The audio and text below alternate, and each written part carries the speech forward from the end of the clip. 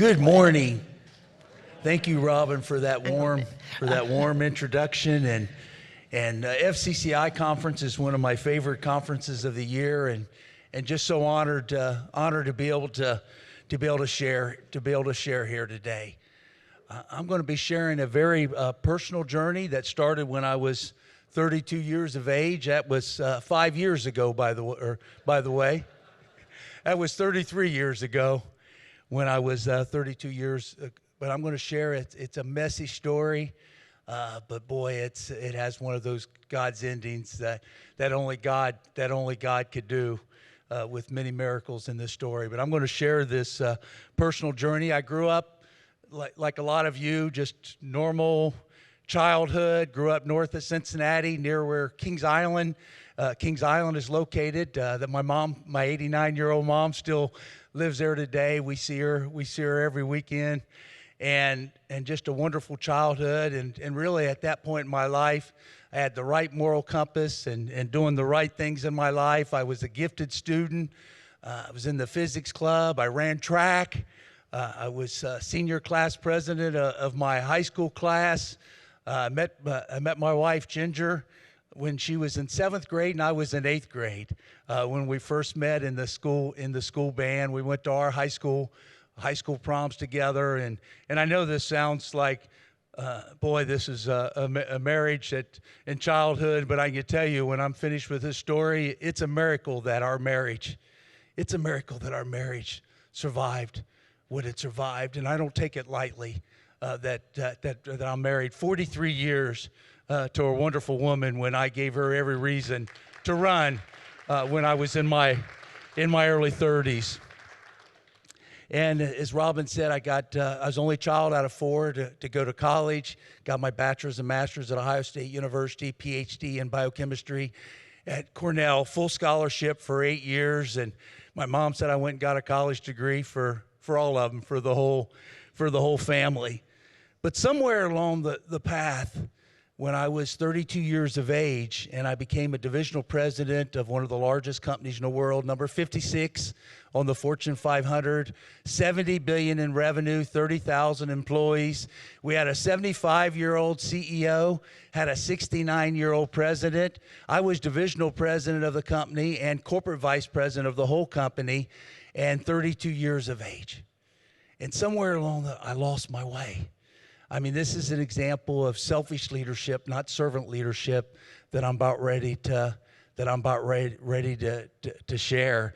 And I lost my moral compass during that journey.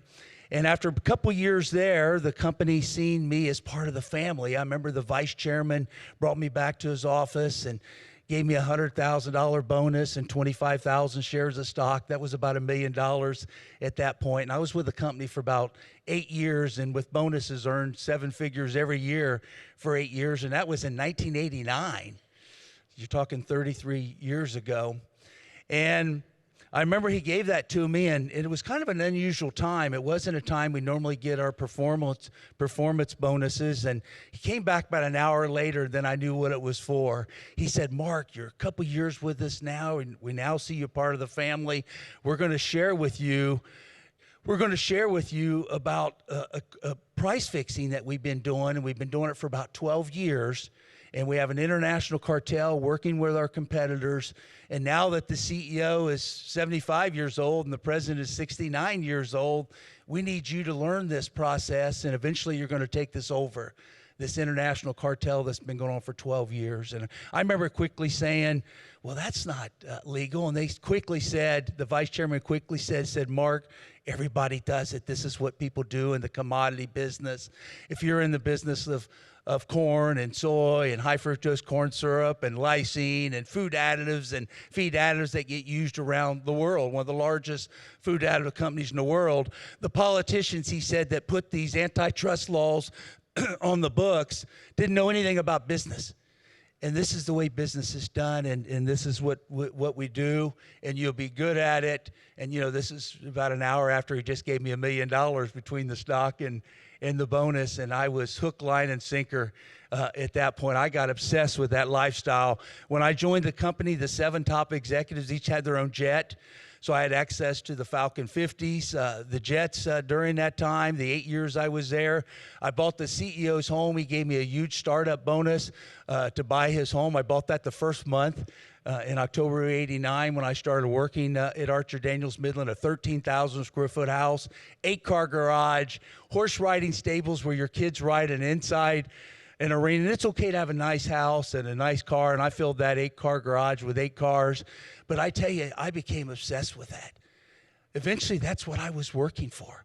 I was working for that materialism and the compensation, and I was working for all the wrong things during that time in my life. I basically lost my moral compass during that period of my life. Even though my childhood, I had the right moral compass, I lost it when I got to the level of power and greed.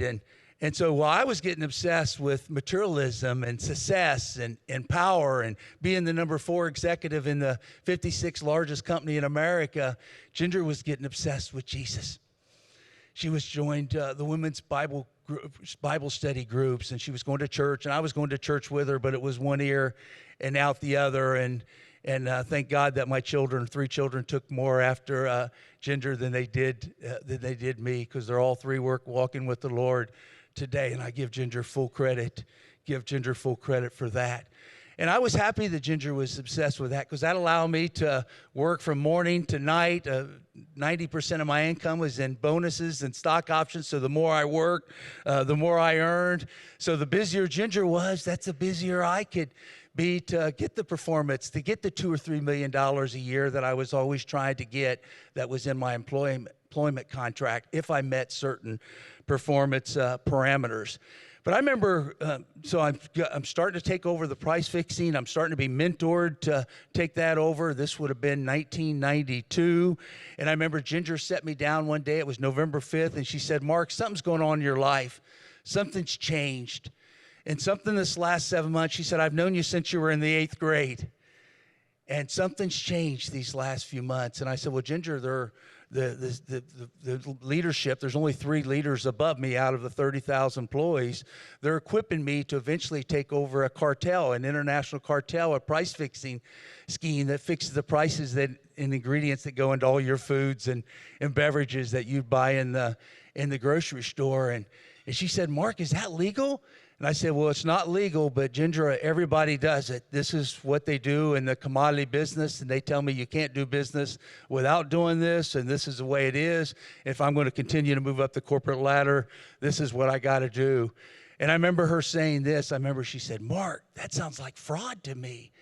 And I said, well, legally, I guess, from the government perspective, it would be a fraud, but they tell me this is what everybody has to do, and everybody does it. All of our competitors that we're working with, we're sitting down with them and fixing the prices. And she said, well, who pays this extra $1 billion a year the company earns? Not $1 million, but $1 billion a year. And I said, basically, consumers pay it. When they go to the grocery store, they're paying for this.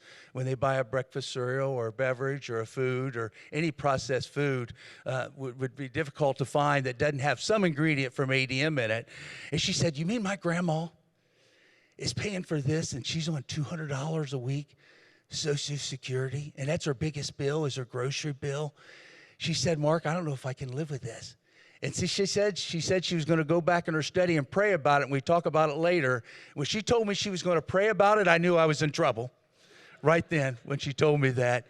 She went back in her study for a couple hours and prayed about it, and she came down and she said, Mark, God led her to a decision. And I'm thinking, good, I got to get to my next price fixing meeting. A lot of our competitors were international, so 8 o'clock at night in Decatur, Illinois was 8 o'clock in the morning in Southeast Asia, because a lot of our competition was in Southeast Asia, Ajinomoto and Kiwahako and some of the ones that make some of the food and feed additives. And she said, no, Mark, you're not going to be going to a meeting. She said, I've made a decision. God's led me a decision to turn you into the FBI. I said, Ginger, I could go to prison for breaking antitrust laws. I said, the CEO of ADM is best friends with President Clinton. He went to President Nixon's funeral on President Clinton's plane. They talk once or twice a month with the President of the United States. This is a billionaire. This man and this company will destroy us. And she said, you know what, Mark? She said, my CEO is bigger than your CEO. My CEO is Jesus, and God's going to protect us. But you're going to turn yourself in. You're going to do it today. And if you go to prison, I'll stay with you. And I tried to talk her out of it for a couple hours. I've known Ginger since she was in 7th grade, and I know there was no way out of it. And within the day that I shared with Ginger, a case that was going on for 12 years, the largest price-fixing case in U.S. history, was started by my wife, Ginger. And we're sitting with the FBI for 4 hours.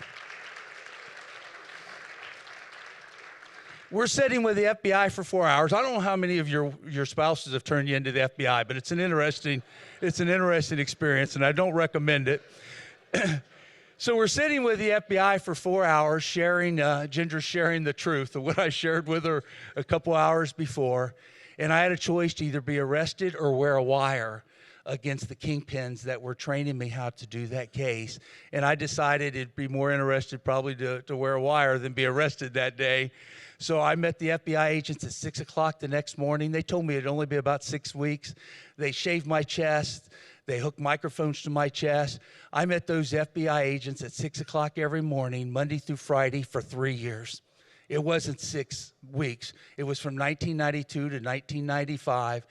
And I wore a wire 8, 9, 10 hours a day for 3 years. Lost 60 pounds because they would wire me up and say, Mark, if these guys catch you, somebody could kill you. This is serious stuff. And if they catch you wearing a wire, they could kill you. And most pressure I've ever had in my entire life. At the end of wearing that wire for 3 years, the FBI gave me a deal of a lifetime, 6 months, a Martha Stewart sentence in a white-collar camp, no fence, 6 months in federal prison. My lawyer called me in Chicago, Ginger by my side, as she always was. He said, Mark, 6 months in prison. You got 48 hours to sign this. I looked at Ginger and I said, Ginger, I don't know if I could do 6 months. And Ginger said, sign it, Mark. I beg you to sign it. And I looked at Ginger and I said, Ginger, you're the reason I'm in this mess in the first place. I had to wear a wire 3 years because of you, to Ginger I said. I ripped up that plea agreement in her face, fired the lawyer on the spot, hired several lawyers the next day, and fought the case for 3 years in the courts to get an 8.5-year sentence instead. Boy, I showed Ginger, didn't I? And I would have had a 6-month plea agreement. 6 months. I was so depressed knowing I had 8.5 years in prison to do and all the mistakes that I made. And I thought my family was better without me than with me.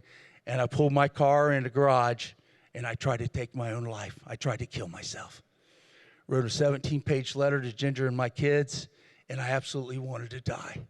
I couldn't imagine 8.5 years in federal prison and all the destruction. I've already calls from my family at that point. I was hopeless and helpless. Well, 2 individuals read about that in the newspaper. One of them, his name was Ian Howells, the CFO of a pharmaceutical company. He was part of a group called CBMC, and he reached out to me. And he said, Mark, prison's going to be the beginning of your life, and you're going to find your true purpose in life with the journey you're ready to start. It sounded like the strangest thing I ever heard before you go 8.5 years of federal prison. And he started introducing me to God and introduced me to Jesus. And then the second week in prison, Chuck Colson showed up about 7 months later. And Chuck Colson showed up and started discipling and pouring his life into me, became like a father to me. He went to prison. You probably know of him in the Watergate scandal years earlier. He was White House counsel for President Nixon and went to federal prison. And he started pouring into my life. And one of the blocks that I had was I had 8 years of college that saying God did not exist. I had professors at Ohio State and Cornell said, if you believe in God, you can't be in my class. If you believe in God, you can't be a PhD scientist. So I thought, who do I believe, them or my parents who didn't go to college? So I really had 8 years of hearing nothing but there is no God. And Chuck Colson helped me break that science block. He asked me, he said, Mark, do you think there's a PhD scientist that believes in God? And I said, no, I don't think there's any. And he started to introduce me in article after article and book after book, some of the best scientists in the world that believe in God, but the university just never talked about it. Even Albert Einstein said only God could create the universe and only God could create man. And I sure never heard that about Albert Einstein when I was at Cornell getting my PhD. And Sir Isaac Newton wrote as much about Jesus as he did about as he did about science. And I never heard any of those things in the university during that time. So I became a Christian my first year in prison. I was $20 a month for 8 years after earning $2 to $3 million for 8 years. And they became the most productive years in my life. I helped guys get their GEDs, learn how to read, and some of them spoke only Spanish, and I learned them how to speak English and write English, and they become some of the most productive years of my life. For the first time in my life, I was helping somebody else besides myself, because I'd never helped anybody else prior to going to prison. And I learned how rewarding it was to serve God and to be a servant leader. And now, Ginger and I look back today, and if I would have accepted that 6-month sentence, we don't even think I would have listened to a Chuck Colson or an Ian House. We thank God today. She said murder was on the table, and even though divorce wasn't, murder was an option during that time when I ripped up that 6-month sentence. But looking back, we both thank God that we didn't sign that 6-month sentence, that God gave me exactly what I needed, which was 8 years in federal prison. And Ginger and I are going to be sharing this on stage tomorrow at 2 o'clock, breaking it down. You'll be getting her perspective too, but we're going to go in a lot more detail tomorrow in this story, where she share what was on her mind at the time when she turned me into the FBI on the largest price-fixing case in U.S. history. Well, I've been out a couple decades now, and I do want to say this, that Ginger, God gave me Ginger as the only reason why I stand here today. Actually, Ginger is all the reasons that I stand here today. Ginger, God bless me tremendously with Ginger, with a wife and kids that love me after all the things that I put them through, which was a living hell during that time. And I've been out a couple decades, and I've been heavily involved with the Faith at Work movement. And today I work for the last several years, T Factor, which for Coca-Cola Consolidated, T stands for transformation. And what is the purpose of T Factor? We're to transform workplace cultures around the world for good and for God and for growth.